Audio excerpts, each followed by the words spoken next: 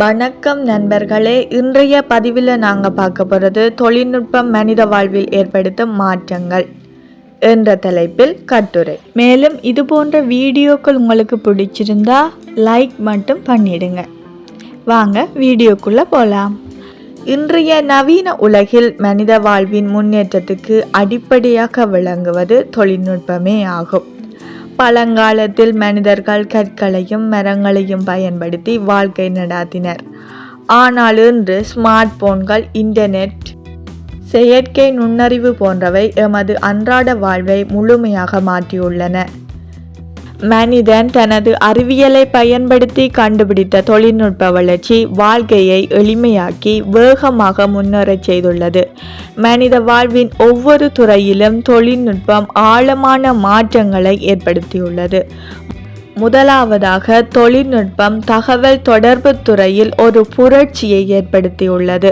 முன்பு கடிதங்கள் அனுப்புவதில் வாரங்கள் செலவழிந்தன.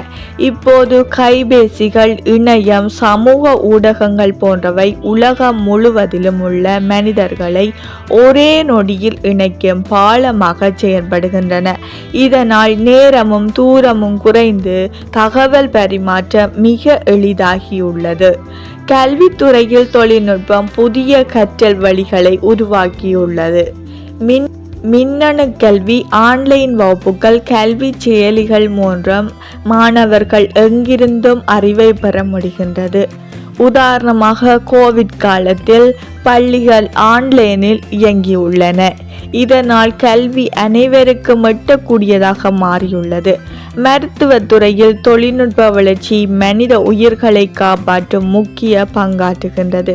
நவீன மருத்துவ கருவிகள், தொலை மருத்துவம், துல்லியமான பரிசோதனை முறைகள் நோய்களை ஆரம்ப நிலையில் கண்டறிந்து சிகிச்சை அளிக்க உதவுகின்றன. தொழில்நுட்பம் விவசாயத்துறையில் இயந்திரமயமாக்கல் மனித உழைப்பை குறைத்து உற்பத்தியை அதிகரித்துள்ளது. இதனால் பொருளாதார வளர்ச்சி வேகமடைந்துள்ளது. ஆனால் இதில் எதிர்மறை விளைவுகளும் உள்ளன. சமூக ஊடகங்கள் தனிமையை அதிகரித்து மனித உறவில் இடைவெளியை ஏற்படுத்துகின்றன. குழந்தைகள் திரையில் மூழ்கி உடல் ஆரோக்கியத்தை இழக்கின்றனர். சைபர் குற்றங்கள், தகவல் திரட்டு போன்ற பிரச்சனைகள் ஏற்படுகின்றன. வேலை இழப்பும் ஏற்படுகின்றது. முடிவாக, தொழில்நுட்பம் மனித வாழ்வை எளிமையாக்கினாலும் அதன் தாக்கத்தை புரிந்து பயன்படுத்த வேண்டும். அரசுகள், சமூகம் சேர்ந்து விழிப்புணர்வு ஏற்படுத்தினால் தொழில்நுட்பத்துக்கு நாம் அடிமையாக வேண்டிய அவசியமில்லை. அதனை அறிவுடன் பயன்படுத்தினால் மனித சமுதாயம் மேலும் வளமான எதிர்காலத்தை நோக்கி முன்னேறும்.